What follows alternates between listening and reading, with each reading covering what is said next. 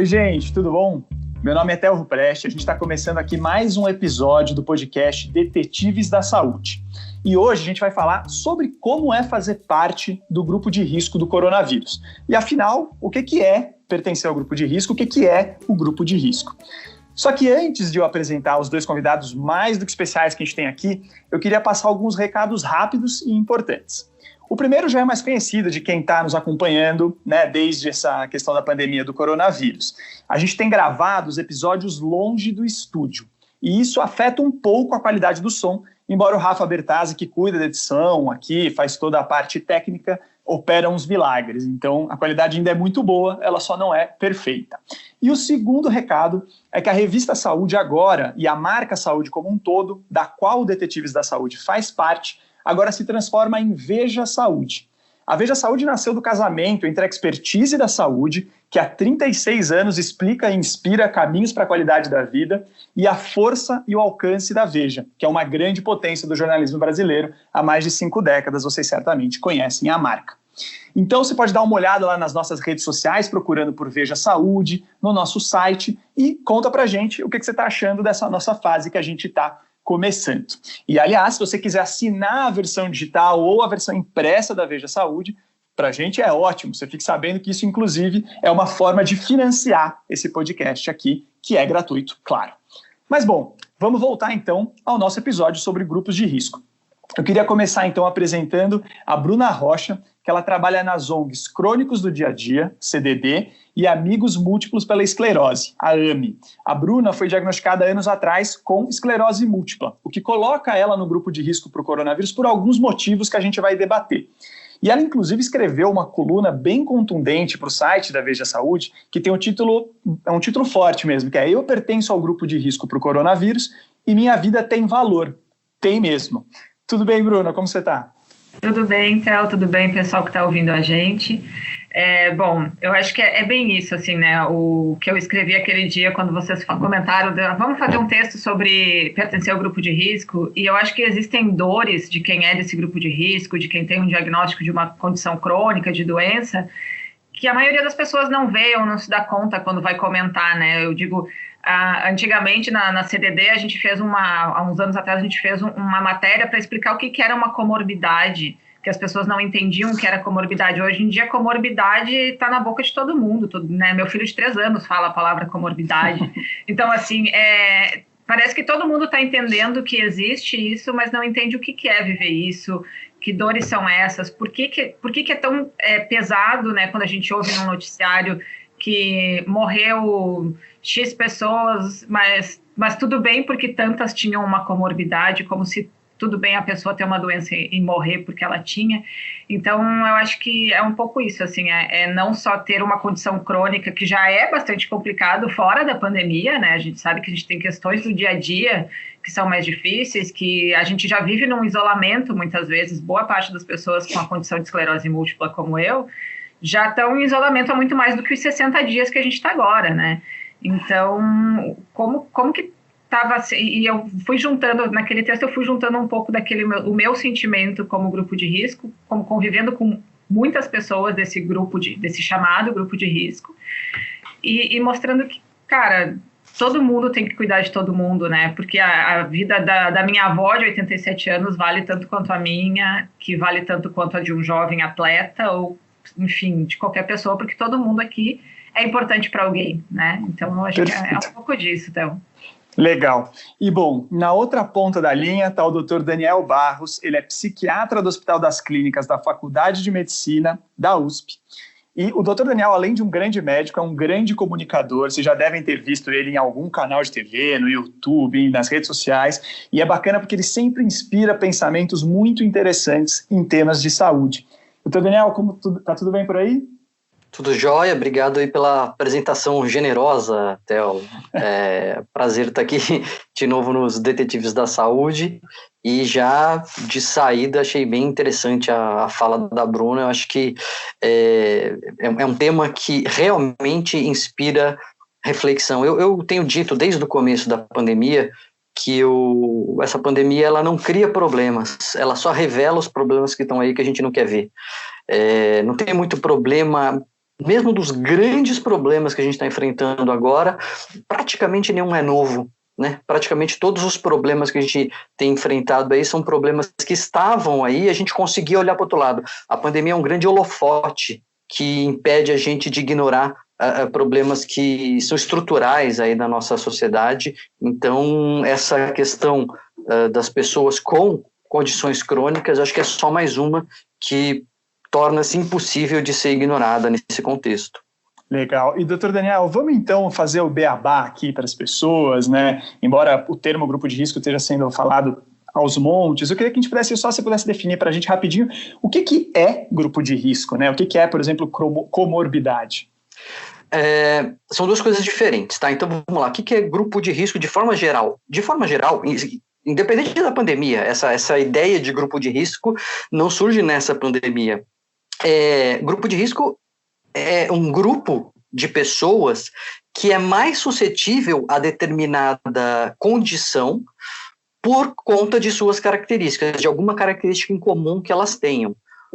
Quer ver um exemplo? Crianças abusadas na infância são um grupo de risco para transtornos de ansiedade.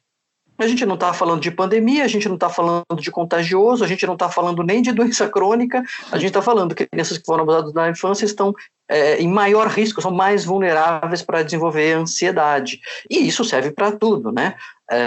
Enfim, nesta pandemia, e é interessante que as doenças têm esse tipo de comportamento, né?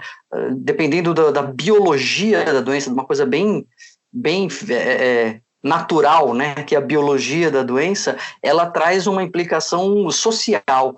Por quê? Porque dependendo da biologia da doença, ela vai afetar de forma diferente as pessoas. Então, na H1N1, quem lembra, né, eu sei que a gente tem muito ouvinte jovem, mas teve uma epidemia de H1N1 quase 2 décadas atrás, né, 1,5 atrás, as grávidas eram um grupo de risco. O que significava grupo de risco? Qualquer um podia pegar H1N1, qualquer um podia morrer de H1N1, mas as grávidas tinham mais chance de morrer. Na recente epidemia do Zika, uma questão muito biológica da ação do agente no sistema nervoso central, levava crianças, né, mães gestantes em risco de desenvolverem ali o feto com microcefalia por causa do vírus. E agora, nessa pandemia, o Covid, que é uma doença nova, né? Covid-19 é uma doença que não existia e surgiu. Ela, por conta da sua biologia, que está por ser completamente compreendida, a gente sabe que pessoas com determinadas condições, por exemplo, pressão alta, obesidade, pessoas mais velhas, elas têm maior risco de terem quadros graves e maior risco de morrer. Não significa que outros não possam morrer, não significa que outros não possam ficar graves, mas de cada 1.000 pessoas que pegam a doença e morrem, tem uma proporção maior dos que morrem que eram idosos ou que tinham algumas doenças como diabetes, como obesidade, como condições pulmonares prévias, como asma e etc. Então essas pessoas constituem um grupo de risco, elas não são um grupo de pessoas à parte, diferente de nós. Né? Não é que existem duas classes de pessoas, é que por conta dessa condição, como no passado eram as grávidas, na H1N1, nessa epidemia, nessa doença, né, pandêmica, são essas as pessoas que têm maior probabilidade de ter quadro grave e morrer. Acho que deu para entender bem o que é o grupo de risco, né? Deu sim. Acho que é legal até, tem uma questão teve um estudo do Unifesp, claro que ele é um estudo, outros precisam entrar junto nessa discussão, mas que ele sugere que, vamos dizer, quase metade da população brasileira estaria dentro de alguma condição que poderia colocá-la como grupo de risco para o coronavírus, né? Então, idade avançada, hipertensão, diabetes, DPOC, tratamento de câncer, doença renal crônica, obesidade, asma, assim, o número de coisas que eventualmente podem colocar a pessoa nesse grupo de risco não é pequeno, assim como o número de pessoas que estaria dentro desse grupo de risco também não é pequeno. O que é curioso porque a gente ainda hoje vê grupo de risco quase como uma exceção, né? É aquele cantinho ali escondido. Eu acho que o Dr. Daniel deixa isso claro, né, Bruna? Não é um cantinho escondido, né? E eu acho que assim, é muito. Tem várias coisas, assim, eu acho que é o próprio nome grupo de risco já nos traz uma questão assim de. é um risco para mim e para os outros. Se a gente for pensar historicamente, né, o HIV na década de 80, né, o que era o grupo de risco? Eram os gays. Então, tinha todo um estigma, um preconceito com aquelas pessoas, né? E no fim a gente está percebendo que hoje se usa esse grupo de risco também criando um preconceito com a pessoa que pegou e está morrendo, a pessoa que está representando um risco, né? As pessoas não estão pensando assim, tipo, é mais arriscado para eu ter essa doença porque pode desenvolver um quadro grave, mas essas pessoas representam um risco para a sociedade, e isso que eu acho que está sendo um problema assim, no uso desse grupo de risco, e também muito uma fuga, né? Porque o grupo de risco não sou eu, é os outros, né? Assim como o doutor, eu concordo com o doutor, assim, doutor Daniel, quando ele diz que não são problemas novos, são só problemas que estavam embaixo do tapete, né? A gente podia deixar muita coisa embaixo do tapete, agora a gente está ali 24 horas dentro de casa, a gente está tendo que lidar com coisas que talvez a gente escondesse. E é isso, é um pouco isso também. A gente não quer lidar com essa doença, a gente não quer lidar que é arriscado para todo mundo, é arriscado para esse outro que é desse grupo de risco, né? Então, se eu pegar, eu, saudável, maravilhoso, que não tem nada, não vou ter. Só que se a gente for ver, é exatamente esse estudando IFESP, todo mundo tem alguma coisa, todo mundo tem, né? Só a bailarina que não tem, como diz a música. Então, assim, é muito difícil você não ter nenhum ou se não é com você, é com alguém muito próximo, né? Então, é aquela coisa, a doença, isso historicamente, culturalmente, sempre foi aquilo, é o rechaçado, é o que eu não quero para mim, é o indesejado, eu não quero nem falar sobre isso, quanto mais dizer que eu posso ter.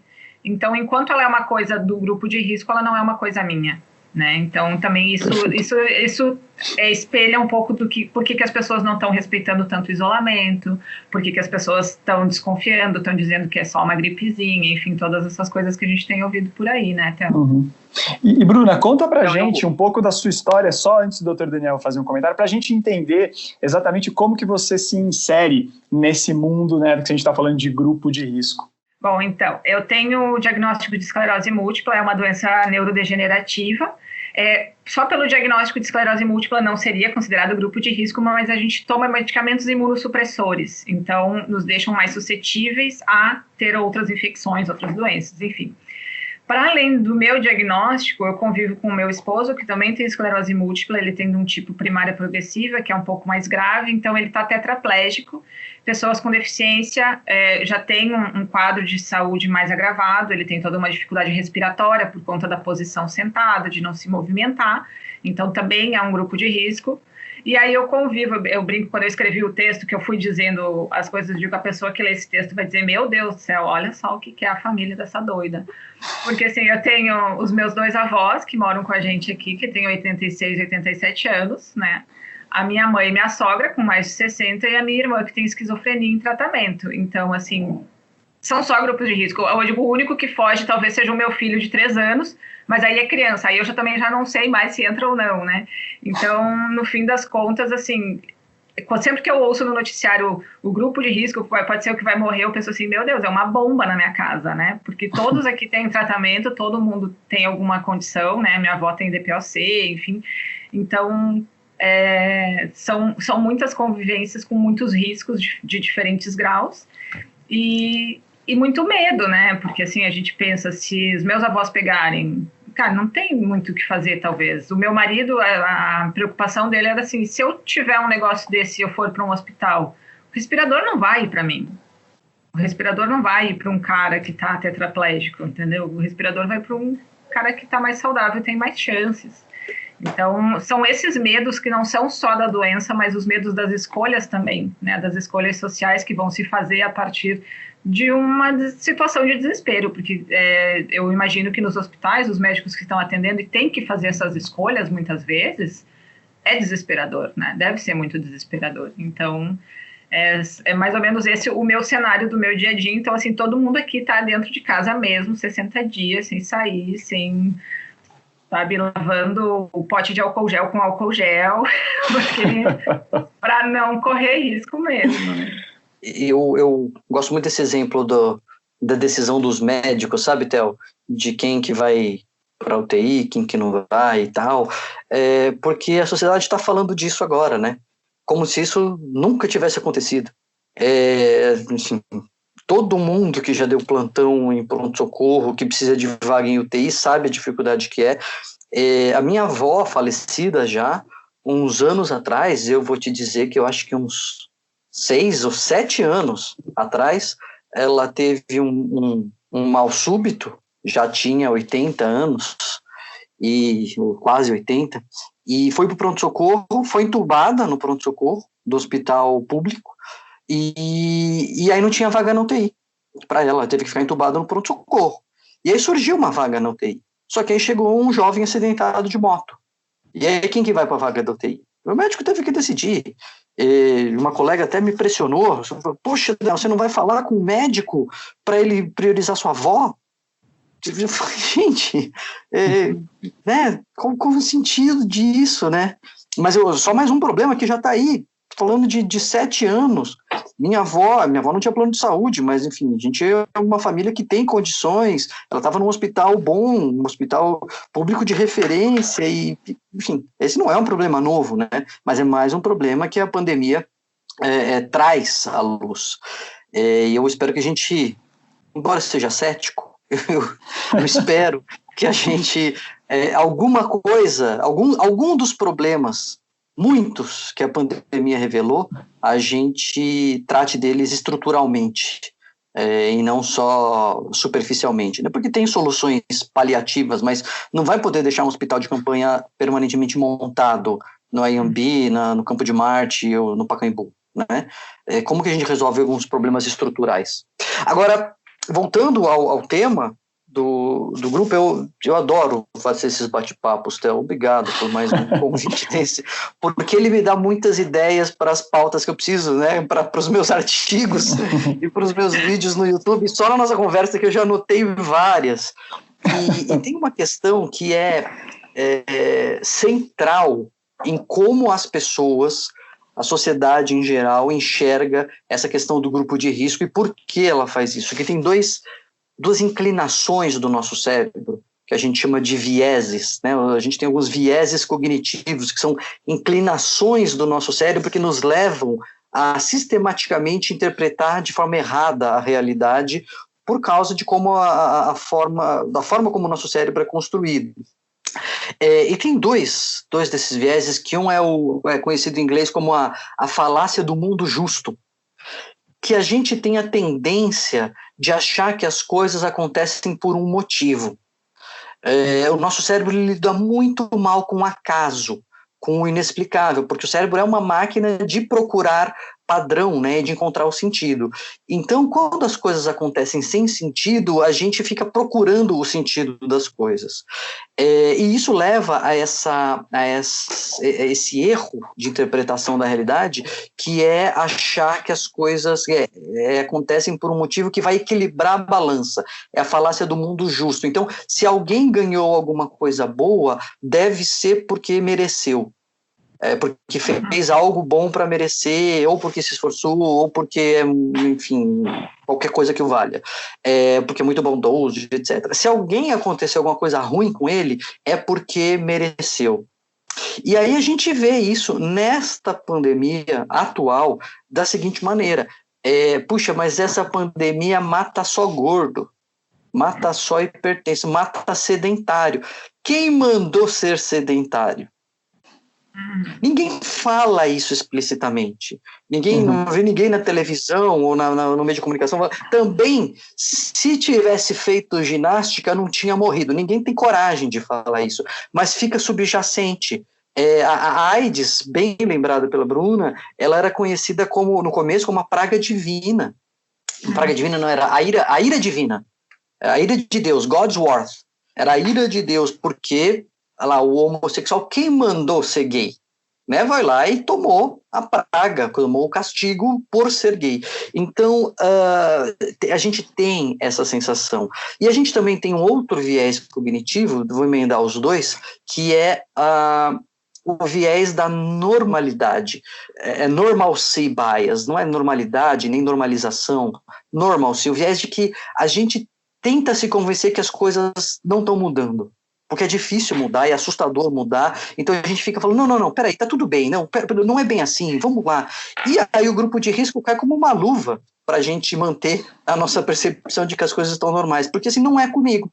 Entendeu? Eu não tô gordo, eu não sou diabético, eu não tenho asma, então tá tudo bem. Não tem nada acontecendo, só mudou para eles, então continua normal aqui a minha vida. Então esses dois vieses cognitivos, essas duas inclinações do nosso cérebro, elas acabam sendo usadas muitas vezes, quer dizer, a maioria das vezes não é nem com maldade, né? Não é questão aqui que a gente está apontando o dedo para quem faz isso, mas é uma inclinação natural das pessoas, falar, bom, então tá tudo bem, não é comigo, e de alguma maneira essas pessoas têm culpa pelo que aconteceu com elas. Enfim, eu acho que isso ajuda a gente a entender muito do sofrimento e do estigma que cai sobre as pessoas que são do grupo de risco quando elas acontecem. Basta ver a Zika. A Zika não tinha nada a ver, né? Era mosquito, vírus e grávida, não tinha nada a ver. Logo a gente começou a ver, não, mas pega mais pobre, né? Você não vê no AIDS, tem criança nascendo com microcefalia por causa do Zika. Então tem alguma coisa na pobreza, e a pobreza a gente sabe que é preguiça, né? Porque se a pessoa trabalhasse, ela não era pobre. Segue o raciocínio muitas vezes. Então, eu acho que ajuda a gente a entender muito da estigmatização e do sofrimento que acontece com grupos de risco em qualquer pandemia. E eu acho que isso é bacana também para a gente ter um olhar, até invertendo um pouco a lógica, o que o Dr. Daniel falou também do caso da avó dele, sobre, por exemplo, aquele jovem que chegou com um acidente, né, por exemplo. Eu acho que num olhar solidário, um olhar que a gente vira a cabeça por outro modo, é entender que, por exemplo, uma direção mais segura, uma sociedade que promova uma questão mais de olhar para o outro, eventualmente diminuiria o número de acidentes, que poderia diminuir a sobrecarga no UTI, que, portanto, a gente teria mais espaço para quem realmente vai precisar. Então, eu acho que também essas coisas que estavam escondidas, o coronavírus mostra isso também, né? Como a gente precisa se cuidar, ou quando a gente cuida desses pontos que a gente acha que às vezes são, o que você fala, muita coisa do outro, na verdade tem muito a ver com a gente e tem muito a ver com o outro também, né? São coisas muito ligadas. Bom, gente, antes de passar para um olhar mais de como é essa vida, como ela entender um pouco mais da Bruna, como ela tem se cuidado e tudo mais, eu queria só deixar um depoimento também aqui da Laís Cardoso. Ela é fisioterapeuta, ela é gestante também, e ela vai contar um pouco para vocês como que tem sido a vida dela agora durante a pandemia, para vocês entenderem um pouco desse receio que às vezes surge na cabeça das pessoas. Então vamos lá. Ser gestante e profissional da saúde, atuante num grande centro de reabilitação, me deixou muito preocupada e apreensiva sobre o que poderia acontecer em relação à minha saúde e do bebê.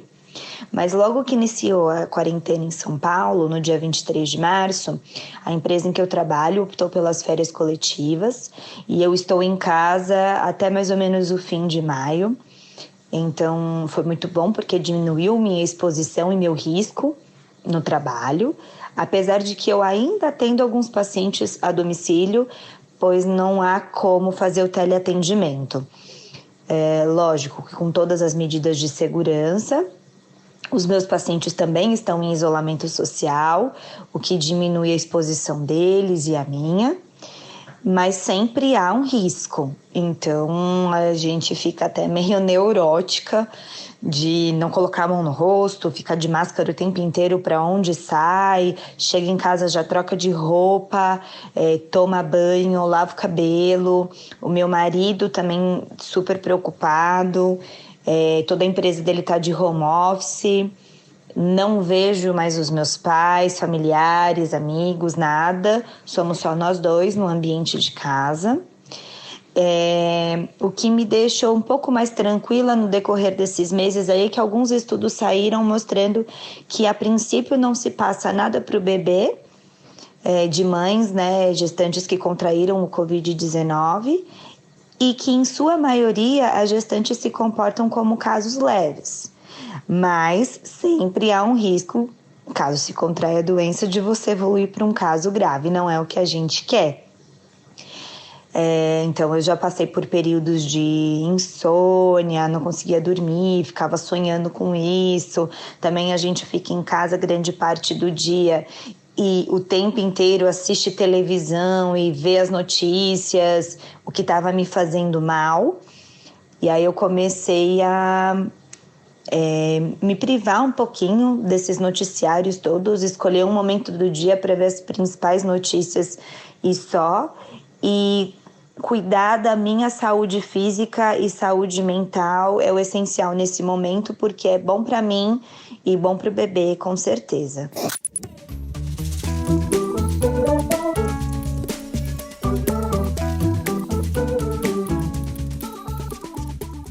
Bruna, lá na mesma coluna que a gente já mencionou que você escreveu para o site aqui da Veja Saúde, você escreveu que te incomoda profundamente ver o noticiário como o alto número de óbitos de pessoas com comorbidades é tida como aceitável. Você já abordou um pouquinho isso antes aqui na nossa conversa, mas eu queria entender o que você quis dizer com isso e o que seria o jeito correto para você da gente abordar esse tema do grupo de risco. Bom, eu acho que eu falei um pouquinho, o doutor Daniel também complementou que é isso, assim, a gente está aceitando que sejam pessoas que morram porque elas mereceram, né? Tipo, elas já têm uma doença, elas têm que se virar com isso não é da minha conta, isso é da conta delas, e elas que se virem. Então, eu acho que é o implícito ali que o doutor Daniel disse, né? Assim, ninguém diz assim, morreu porque é gordo, quem mandou não fazer dieta, ou morreu porque não fez exercício, mas tá implícito de tipo, olha, supostamente morreram 100 pessoas, mas todas elas tinham uma comorbidade. Ufa, que bom. Quase vem um ufa, né, depois dessa notícia, assim. Então, isso é complicado porque, assim, não são números, né, são pessoas que tinham famílias, que tinham vidas, que tinham filhos, que tinham mãe, que estão deixando um sofrimento, que não estão podendo ser veladas, né. Eu acho que isso também é uma coisa que está ocorrendo muito absurdo agora nessa pandemia, que a gente não está podendo viver esse luto da forma que o povo ocidental sempre viveu.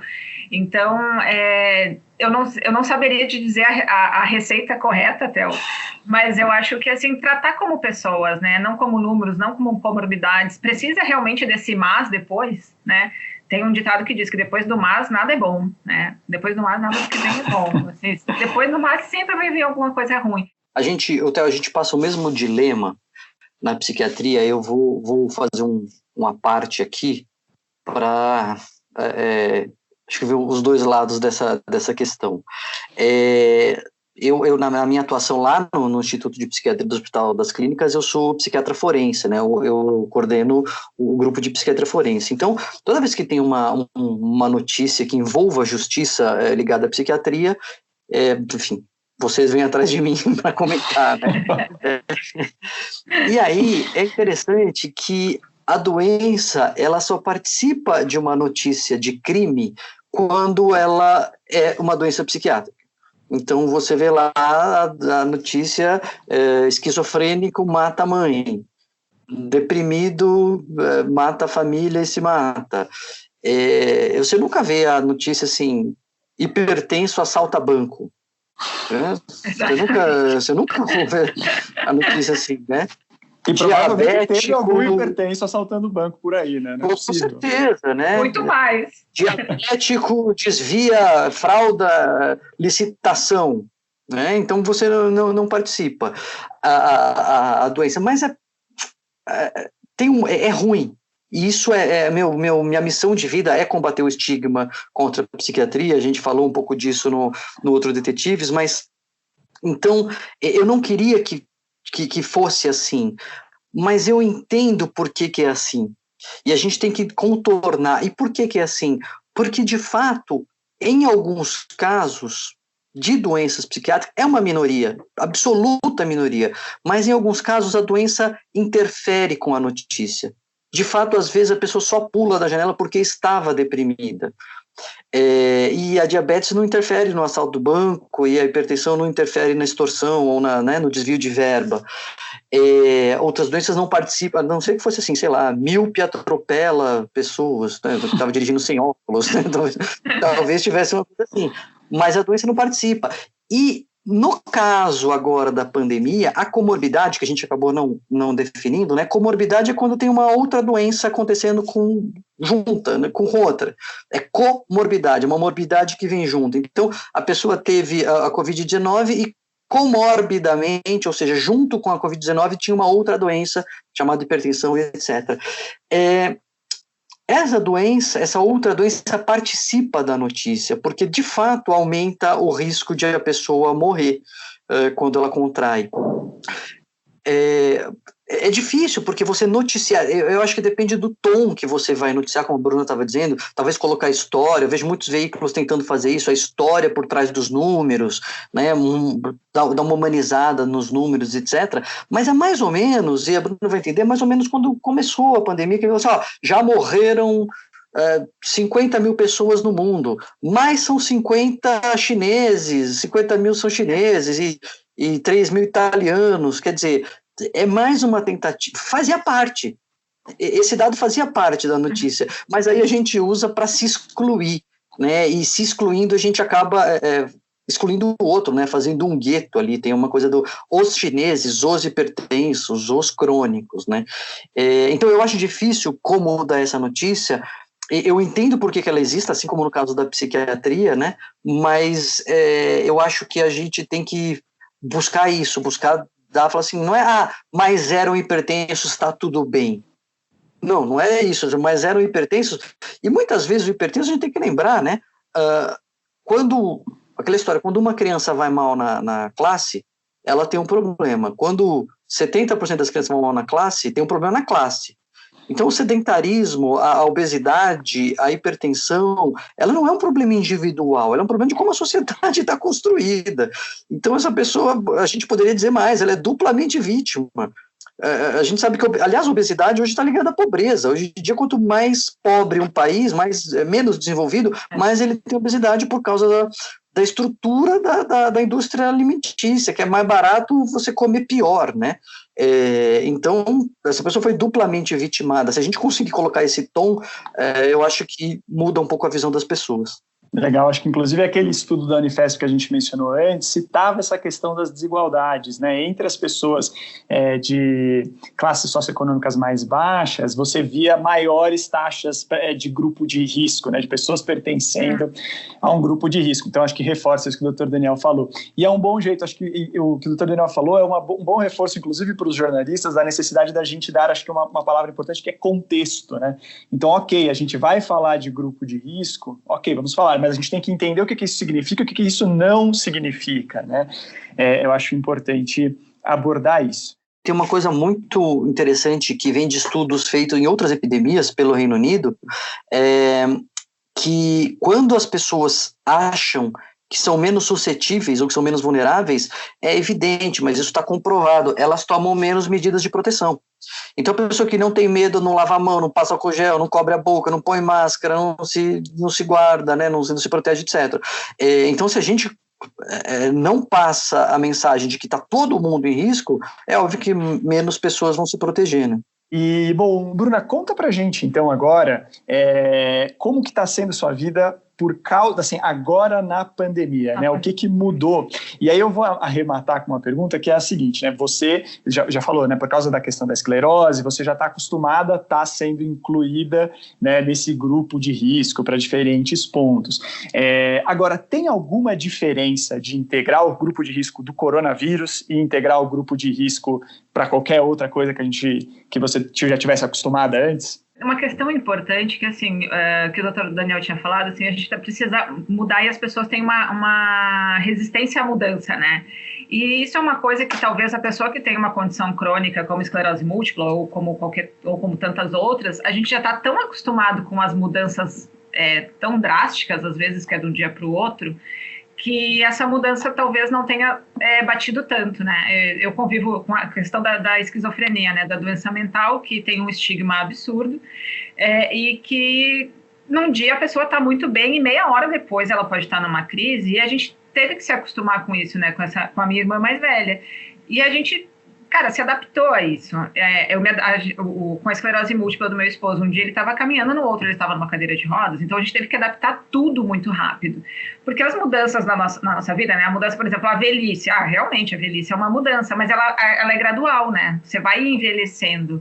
Agora, de uma doença, às vezes não é do dia para o outro, e você tem que se acostumar, tem que aprender a mudar muito rápido.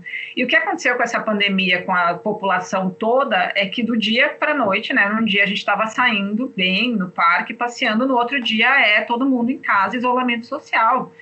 E a maioria das pessoas entrou num desespero por conta disso, porque não estão acostumadas a mudanças tão drásticas. E para a gente foi muito assim, tipo, bom, tudo bem, a gente vai ter que ficar mais um tempo em casa, né? Ao mesmo tempo que a gente fica quando faz um tratamento e tem que ficar em repouso, ao mesmo tempo que quando a gente toma o imunossupressor, a gente tem que ficar longe das pessoas por conta do risco de um contágio de uma infecção, ao mesmo tempo que uma mãe de um recém-nascido fica 3 meses ali, a gente fica preso com o recém-nascido dentro de casa, porque não dá para sair.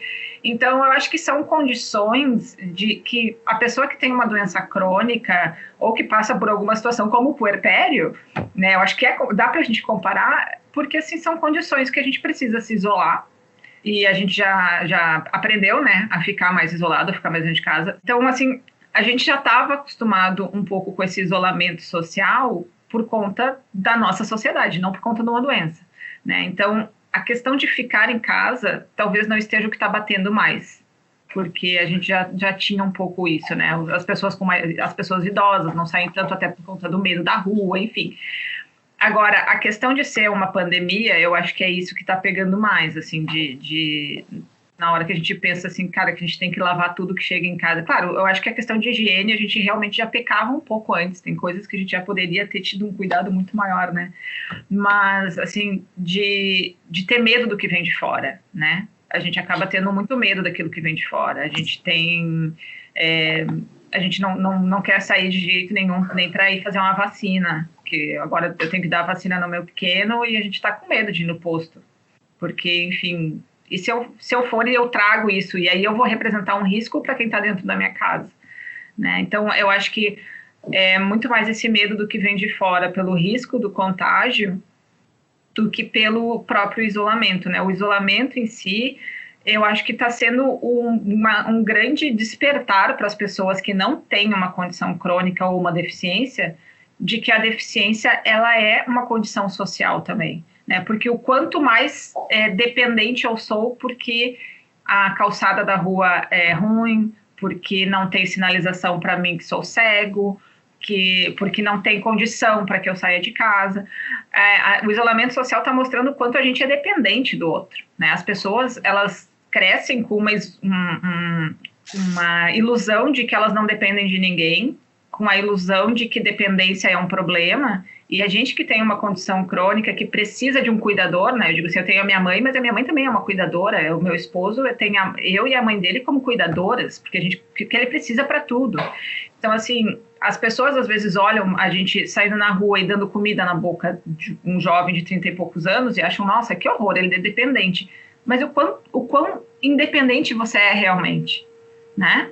A gente não é assim tão independente, a gente está dependendo de um monte de gente para a gente poder ter comida dentro de casa, para, enfim. Bom, gente, então eu vou aqui fechar esse bloco com mais um depoimento, o depoimento da Vanessa Costa. Ela é uma paciente que tem câncer e diabetes, portanto está aí duplamente no grupo de risco. Ela vai contar um pouco como tem sido esse dia a dia na pandemia com ela. Vamos lá. Meu nome é Vanessa Costa, tenho 43 anos, sou casada e tenho 3 filhos. Eu vejo esse momento da pandemia por fazer parte do grupo de risco duplamente, pelo tratamento e pelo fato de eu ser diabética. Eu fico muito, muito assustada com tudo isso que está acontecendo. A quarentena em si, o fato de ter que ficar em casa, não poder sair tanto, até que não me assusta, né? Porque a gente que faz tratamento, a gente precisa realmente se preservar de algumas situações, evitar aglomerações, né? Idas ao supermercado, evitar, vamos supor, cinema, shopping, essas coisas assim.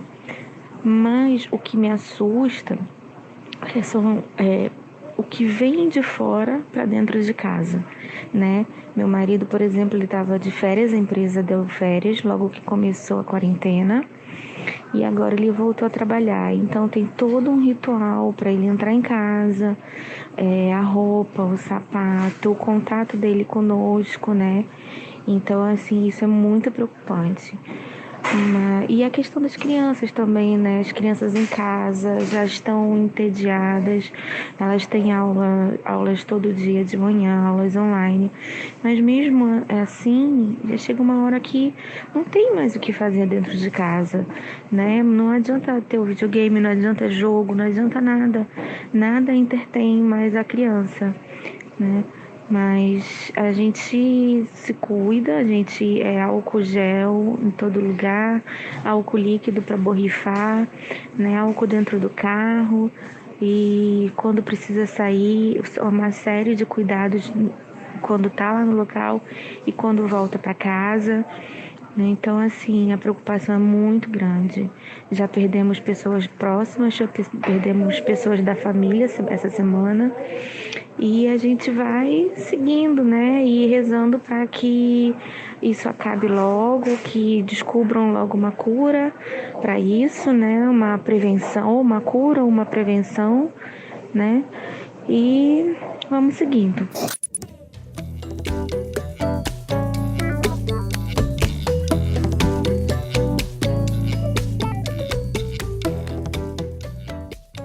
Bom, gente, assim, para entender também um pouco como que vocês têm tentado preservar o bem-estar mental de vocês, eu queria ver o que vocês têm feito para manter a cabeça sã aí na casa de vocês. Vamos falar com quem tá mais são aí, vamos falar com a Bruna primeiro. Olha, bom, eu acho assim, eu sempre trabalhei em home office, né, e aí eu tô brincando, porque assim, faz 10 anos que eu trabalho de home office, mas faz só 2 meses que eu tô no caos office, porque tá muito complicado essa coisa, assim, de não ter o tempo dos deslocamentos de reunião, né, então é uma reunião atrás da outra, e trabalhar com filho pequeno em casa, com casa para cuidar, com pandemia rolando solta, a gente liga a TV, só número de pessoas que morreram e a gente, né, bate aquele desespero. Eu acho que isso tem sido um pouco, assim, complicado respirar, né, fundo. Eu tenho usado muito as videochamadas para falar com amigos. Eu acho que, às vezes, os amigos que a gente fazia muito tempo que eu não via, a gente está se reaproximando, assim. Eu acho que é importante a gente usar a rede para ver que tá difícil para todo mundo. Eu brinco, a gente liga a videochamada para chorar, né, porque tem horas que realmente está complicado e tudo bem, está complicado e a gente admite isso. Eu aprendi a tocar violão, então, né, o meu esposo, ele é professor de música, ele não consegue mais tocar, mas ele aceitou o desafio de tentar me ensinar, mesmo não tocando. Então, ele está aprendendo a ensinar sem tocar e eu estou tentando aprender a tocar o tal do violão. Então, acho que é uma boa terapia, é uma questão de atenção plena, né? Então, assim, eu já fazia o mindfulness, que é atenção plena, a meditação, e eu confesso que meditar nesses períodos, para mim, está sendo muito, muito complicado, mas o violão tem sido uma boa meditação. E aí, defendendo um pouco o doutor Daniel ali, é terapia mesmo, assim, né? Psicóloga e terapia semanal, porque não tá sendo fácil, né? Não tá sendo fácil, e a gente admitir que precisa desse cuidado, e que existem pessoas que estudaram para isso, que estão aí para isso. A minha psicóloga, ela disse assim, olha, nenhum psicólogo, nenhum psiquiatra que está vivo hoje trabalhou com nenhuma pandemia nessas condições, né? Mas a gente está podendo se apoiar, né? E uma coisa importante para quem talvez tenha filhos pequenos, assim, que tem sido um desafio, assim, porque, enfim, eles trancados em casa e sem toda essa convivência social, eles perderam muitas coisas, mas muitas vezes a comunidade escolar tem vindo para ajudar, assim. Então, essas comunidades de iguais, né? Se conversar com as mães, conversar com os pais, conversar com pessoas com a mesma condição crônica que você, para entender que você não está sozinho, assim. Eu acho que eu tenho usado muito dessas redes para isso, assim, para tentar manter um pouquinho, né, da saúde mental e emocional aqui. E surtar um pouco de vez em quando também. Mas eu acho que a Bruna ela traz duas dicas que eu recomendo muito, desde do começo já da pandemia eu percebi esse risco e venho comentando, que é a questão da atenção plena, que é você engajar sua mente ativamente em alguma coisa que não seja a pandemia. Então a gente precisa de uma gestão das notícias. Se a gente quiser, a gente pode ficar 24/7 contando o placar de morto no mundo. Não, né? Você pode analisar por todas as formas, mas quantos morreram, quantos saudáveis, quantos já tinham doença, quantos eram italianos, quantos eram imigrantes. Você pode fazer o que você quiser, pode ficar o tempo todo contando morto. E aí você está em casa, está isolado, está numa piscina de álcool gel e você está com medo, porque você está bombardeando o seu cérebro com esse tipo de informação. E tem estudos muito interessantes feitos na época do furacão Katrina e também do 11 de setembro, que as pessoas que mais se expuseram às notícias e às imagens, né, que ficaram repetidamente vendo as imagens, eram as que tinham maior risco de desenvolver transtornos de ansiedade, né, que tinham risco de adoecer emocionalmente por causa desse engajamento nas notícias, né, dessa superexposição às notícias. Então, o que eu tenho feito é isso, eu tenho feito uma gestão bem cuidadosa da informação, um regime de informação, tenho feito um regime alimentar para não ficar com barriga de quarentena, já também tem que fazer um regime de notícias para não ficar, né, com a cabeça de quarentena, assim, com a cabeça de pandemia. E para mim o que funciona muito é leitura e jogo de tabuleiro, coisa bem nerd, assim, né? Geek raiz. Mas jogo de tabuleiro eu sou muito fã, tem muitos jogos modernos agora, né? Jogos novos e tal, que minha família é toda convertida a esse hobby. E isso engaja muito, é impressionante, você não vê o tempo passar. Quando você mergulha numa partida ali, você realmente não vê o tempo passar. E leitura que eu sempre gostei, enfim, tenho conseguido praticar essas duas atividades que engajam a minha cabeça em outras coisas, né? Fora da pandemia. E aí, Perfeito. As pessoas me perguntam qual é a sua dica. Aí eu falo, minha dica é você encontrar uma coisa que você goste. Não dá para eu te dar dica. Vai jogar tal jogo. Daí o cara odeia, ele vai ficar com mais raiva e vai preferir ver notícia da pandemia. Então ele tem que encontrar, e esse é um desafio também que não é fácil, mas é encontrar o que você gosta realmente, né? O que te engaja. Eu acho que ficar offline também, né? Eu tenho... exato, né? Assim, online é o período de trabalho, o resto é offline, é ler livro, é brincar com o filho, é cuidar das plantas, enfim, cada um sabe o que gosta mais e o que vai se engajar melhor, mas saber que se conectar, eu acho que se desconectar para conectar um pouco mais com o nosso mundo tem sido bem importante, assim. Legal. E, aliás, doutor Daniel, você tocou num ponto interessante dessa linha do medo, né? E eu queria entender quando que a gente define que o medo ele está, vamos dizer, num estágio da normalidade, entre aspas, né? Diante do cenário que a gente está, e quando que ele vira um terror, assim, uma coisa que é acima do normal. Como é que a gente define isso? Esse não tem, eu não vou deixar essa bola quicando e vou fazer o merchan, né? Não tem como não fazer o meu merchan, porque logo pré-pandemia, assim, em março, eu lancei um livro chamado O Lado Bom do Lado Ruim, que é um livro pela Editora Sextante, que não é o lado bom das coisas ruins. Eu concordo 100% com a Bruna, já disse essa frase para outros repórteres e foi, enfim, uma frase assustadora, que eu acho que a pandemia não tem nada de bom. A pandemia é uma tragédia e se você quiser, você aprende coisa com ela, né? Mas ela não vem com uma função pedagógica, você que se vire para aprender. O Lado Bom do Lado Ruim é um livro que fala do lado útil, dos aspectos positivos e úteis das emoções negativas. Por que a gente tem medo? Para que ele serve? Por que a gente tem raiva? Por que ela serve? Então, eu peguei as principais emoções negativas e fiz um painel disso, né? Qual é a origem evolutiva dessas emoções, por que elas estão inseridas no nosso cérebro e a partir disso, né, de encontrar a função original delas, como elas podem nos ajudar no dia a dia. E tem um capítulo que é sobre o medo. E o medo ele é extremamente útil. O medo é um alarme embutido no nosso cérebro que nos aponta o perigo, que nos dirige, que nos indica onde tem riscos e ameaças. E a gente tem que ouvir as emoções negativas, né? A gente tem que prestar atenção e não calá-las, né? Como a gente vinha tentando fazer. Livre-se do seu medo. Não. Não é livre-se do seu medo, é ouça a mensagem que o seu medo está te dando para ele poder ir embora. Recebe a mensagem que ele para de falar, né? Então, o medo, ele é muito protetivo, ele é muito útil. Enquanto ele está nos ajudando, é isso, ele nos coloca em alerta, ele nos ajuda a preparar para continuar. Ele é prejudicial quando ele nos trava. Então, eu estou com tanto medo que não consigo trabalhar, não consigo dormir, não consigo me relacionar, não consigo fazer mais nada, de tanto medo.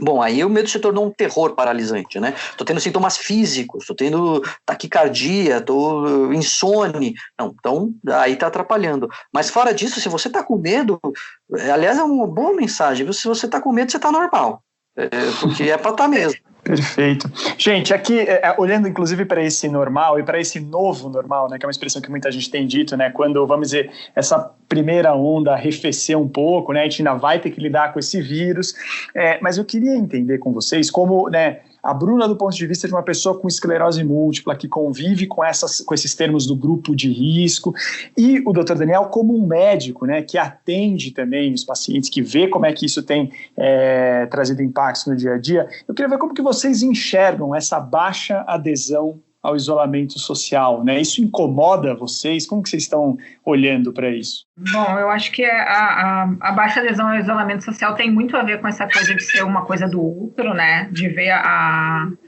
questão do grupo de risco como outro e como eu não vou me contaminar, assim como as pessoas bebem e saem dirigindo porque acham que não vai acontecer nada, né? Então, a doença não é uma coisa delas, a doença é uma coisa do outro. E talvez para quem já está nesse grupo de risco porque já tem uma condição crônica, é uma coisa que a gente sabe que a doença é uma coisa de qualquer um de nós, né? Então, a gente tem muito essa noção de que doença não é nem privilégio nem castigo para ninguém. Eu tenho chamado o novo normal de o agora.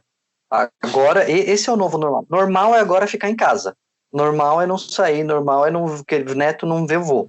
Por que eu tenho dito isso? Porque enquanto a gente fica esperando um novo momento, a gente fica angustiado, né? É igual criança em viagem. Já chegou? Já chegou? Falta muito? Já chegou? Já chegou? Isso é angustiante. Então, cara, é agora. O que a gente tem é isso, é hoje. Isso aqui é normal. Agora é normal fazer academia com um galão de produto de limpeza, que é o que eu estava fazendo há alguns minutos. Isso é o normal agora. Quando é que eu vou poder voltar para natação, que era o que eu fazia com menos ódio? Eu não posso fazer nenhuma atividade física, mas eu gosto de ter feito, então eu consegui descobrir a natação, mas agora eu não posso fazer natação. E quando é que eu vou poder? Não sei, agora eu tenho que fazer ginástica, tenho que pular corda, assim, esse é o normal. Agora, com relação à quarentena, a gente precisa de um programa novo para falar da quarentena, um programa inteiro, só para falar do isolamento, porque ele é um comportamento social com tantas camadas, com tantas camadas para adesão, para não adesão, que caiu na polarização, que aí virou bandeira, que aí tem militante, e aí tem militante dos dois lados, tem radical dos dois lados, assim, tem gente que, assim, né, fazendo baile funk e postando, mas tem gente criticando quem sai sozinho de carro para respirar a rua e voltar para casa. Furou a quarentena. Não furou, ele não viu ninguém. Mas não pode sair de casa. Então, como tudo, né? Ele é um tema que se presta a essa polarização, e o pior é que quando ele se polariza, ele perde qualquer aspecto técnico que a gente possa levar em consideração. Tá, mas é útil ou não é útil? Não vou perguntar se é útil, porque tá certo se eu estou aqui num dos polos. Quer dizer, se tiver alguma pesquisa científica que mostra que não é útil, eu vou ignorar. Agora, é útil ou é inútil? Não, é inútil, eu tenho certeza que é inútil, então não tem evidência científica que vai fazer você acreditar se você se tranquiliza num dos polos, né? O polo é muito tranquilizador, o extremo ele é muito tranquilizador, não é por acaso que as pessoas vão cada vez mais para os extremos e para os polos. Então, eu acho a questão do isolamento, eu acho difícil, e eu evito com toda a minha força um olhar julgador sobre a não adesão à quarentena. eu evito, não é que eu consiga sempre, né? Eu trago isso para a consciência para falar, calma lá, né? Às vezes tem motivo, às vezes é ignorância, às vezes é mau caratismo, às vezes é necessidade, às vezes é desespero, enfim, são tantos os motivos. Então eu acho que é uma questão de super difícil, e até onde a gente sabe, é aquela história, é a única, por enquanto, que detém a propagação do vírus, mas ela também não é isenta de efeitos colaterais. Bom, gente, então só para a gente fechar aqui, pedir para vocês darem opiniões de vocês rápidas sobre esse momento, né? Já que o tema é grupo de risco, né?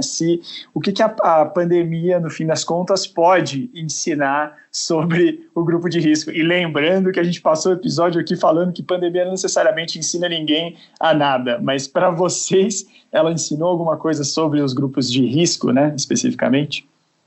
Bom, eu acho que exatamente, a pandemia não ensina nada, né? A gente aprende com as experiências quando a gente quer aprender. Então, se a gente quiser aprender alguma coisa nesse momento, eu acho que para mim tem sido muito um momento de olhar para aquilo que estava embaixo do tapete e a gente ver o que a gente pode fazer com isso, né? A gente tem olhado muito para as questões sociais, questões financeiras, questões econômicas, questões de saúde, né? A gente se deu conta agora que estava faltando respirador nas UTIs, mas sempre faltou, né? A gente se deu conta agora que as emergências estão lotadas, sempre estiveram.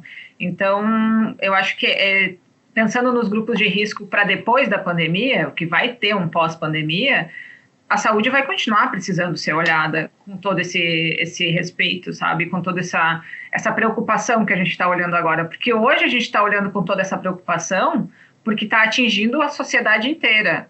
Mas e no pós-pandemia, que vai atingir, por exemplo, vai precisar de respirador para paciente de asma e DPLC, que sempre precisou. E o que a gente vai fazer daí? O grupo de risco que a gente não abordou aqui, né, porque a questão era mais das doenças crônicas, mas que também são os idosos, eles também me levaram a uma reflexão muito, muito interessante no começo da pandemia, que a gente caiu a ficha, ai meu Deus, mas o meu avô está lá sozinho, e agora? Eu não posso ver ele. Quantas vezes você viu no último mês? Quantas vezes você vê por ano? Né? Muitas vezes você vê no almoço de domingo e segunda-feira já esqueceu, só vai lembrar no próximo domingo. Ai, mas agora ele não consegue ir no banco. Rapaz, mas ele já está com dificuldade para ir no banco há tanto tempo. Você não sabe. Ah, não, mas ele é teimoso. Ele insiste em ir no mercado. Pois é, porque a caixa do mercado é a única que sabe o que ele gosta de comer. Você não sabe nem o que seu avô come no dia a dia. Né? Então, enfim, eu acho que a pandemia nos leva a descobrir algumas dificuldades, erros que a gente vem cometendo com os idosos, com outras pessoas de outras questões de doença, então de outras doenças crônicas, enfim. Então eu espero, isso não sei se vai acontecer ou não, mas que talvez individualmente muitas pessoas levem esse aprendizado. Tá? Se isso vai ser uma mudança estrutural na sociedade, depende de muita coisa, mas que pelo menos individualmente a gente lembre, quando acabar a pandemia, dos idosos, enfim, das pessoas com condições crônicas e assim por diante. Legal. Bom, gente, queria agradecer demais pela participação de vocês dois aqui no podcast. Acho que deu para fazer um olhar bem abrangente sobre essa questão dos grupos de risco e sobre, né, esse lado do bem-estar mental, do bem-estar físico que cerca toda essa discussão. Então, Bruna, Dr. Daniel, obrigado, viu? Obrigada, Théo. Valeu. Agradeço. E reforçando aqui que essa produção, teve a produção e a pesquisa, esse episódio minha e da Thaís Manarini, que também trabalha na Veja Saúde, a mesa de som do Rafael Bertazzi, a edição dele também, e para você, não deixa de entrar em contato com a gente pelas nossas redes sociais, é só procurar por Veja Saúde no Instagram, no Facebook, no Twitter, ou se preferir, pode mandar um e-mail para a gente, o e-mail continua o mesmo de antes, que é saude.abril@atleitor.com.br. Então é isso, gente. Quinta-feira que vem a gente está de volta. Tchau, tchau.